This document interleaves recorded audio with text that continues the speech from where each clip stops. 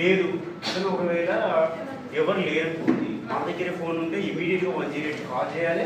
Call చేసేసి 108 రమ్మని చెప్పాలి అనమాట ఈ ప్లేస్. అర్థమైందా?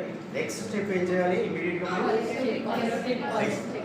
108 అయిపోయిన తర్వాత నెక్స్ట్ మనం ఈ షెడ్, ఒకవేళ షెడ్ కానీ ఏది కానీ ఉందనుకోండి, దాన్ని ఓపెన్ చేసేయాలి. ఓపెన్ చేసేసిన తర్వాత నెక్స్ట్ కెరోటిడ్ పల్స్ అనేది చెక్ చేయాలన్నమాట. కెరోటిడ్ పల్స్ ఎలా చెక్ చేయాలి? మామూలుగా హెల్త్ ప్రొవైడర్స్ అయితే మనకు తెలిసి ఉంటుంది కాబట్టి స్టెనోఫ్లూయిడ్ మాస్టాయిడ్ మజిల్ ప్లస్ ఈ ట్రకియా మధ్య గ్రూవ్ ఉంది కదా, ఎగ్జాక్ట్లీ థైరాయిడ్ కార్టిలేజ్ ఈ లెవెల్లో మనం ఈ టిప్ ఆఫ్ ద ఫింగర్స్ తోని మనం ఫీల్ అవ్వచ్చు. Exactly thyroid cartilage level.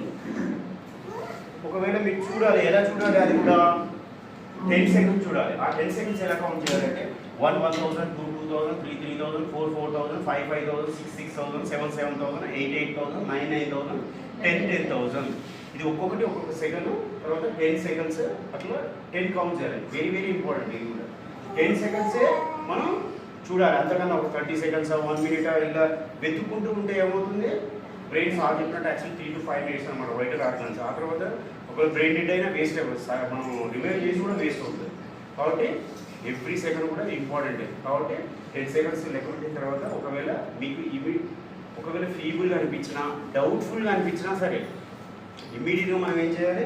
Chest కూడా యాక్చువల్లీ చూసుకోవాలన్నమాట, రేజ్ ఉందా లేదా అనేది. ఒకవేళ రేజ్ లేదనుకోండి, రెస్పిరేటరీ కూడా అరెస్ట్ అయిందని అర్థం, కార్డియాక్ అరెస్ట్ అయిందని అర్థం. ఇమ్మీడియట్గా మనం నెక్స్ట్ ఏం చేయాలి?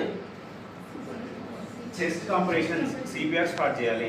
చెస్ట్ కంప్రెషన్స్ ఎక్కడ చేయాలి? ఎగ్జాక్ట్లీ నిపుల్స్ ఉన్నాయి కదా, నిపుల్స్లో ఇమాజినరీ లైన్ మనం చూసుకుంటే స్టెర్నమ్ ఎక్కడైతే క్రాస్ అవుతుందో ఎగ్జాక్ట్లీ ఆ పాయింట్ అనేది lower half of the body of the sternum అనమాట. యాక్చువల్లీ మనకి ఎగ్జాక్ట్లీ హార్ట్ కానీ ఈ వెంట్రికల్స్ ఇవన్నీ కూడా ఎక్కడ ఉంటాయంటే exactly lower half of the body of the sternum అక్కడ ఉంటుంది అనమాట. కాబట్టి మనం ఏం చేయాలి? ఇమీడియట్గా ఈ ఇమాజినరీ లైన్ ఏదైతే నిపుల్స్ ఉందో స్టెర్నమ్ దగ్గర క్రాస్ అవుతుందో డామినెంట్ హ్యాండ్తోని heel of the dominant hand ఇది తీసేసుకొని మనం ఎగ్జాక్ట్లీ ఇక్కడ పెట్టేసి వేరే హ్యాండ్ ఏం చేయాలి? ఇంటర్లాక్ చేయాలి. ఫింగర్ చేసిన తర్వాత ఎగ్జాక్ట్లీ ఈ స్టెర్నమ్ పైకి మన షోల్డర్స్ రావాలి.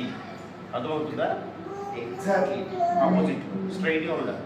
తర్వాత ఈ బ్యాక్ ఉంది చూసారా, ఈ బ్యాక్ మనం ఏం చేయాలని అంటే ఇలా కాదు ఉండాలి సార్, ఇట్లా ఫోర్స్ బట్టి. అర్థమవుతుందా? స్టిఫ్గా ఉండాలి వెన్ను. ఇప్పుడు ఏం చేయాలంటే మనం చెస్ట్ కంప్రెషన్ స్టార్ట్ చేయాలి. ఈ చెస్ట్ కంప్రెషన్ స్టార్ట్ చేసేటప్పుడు అడల్ట్స్లో అయితే 2 to 2.4 ఇంచెస్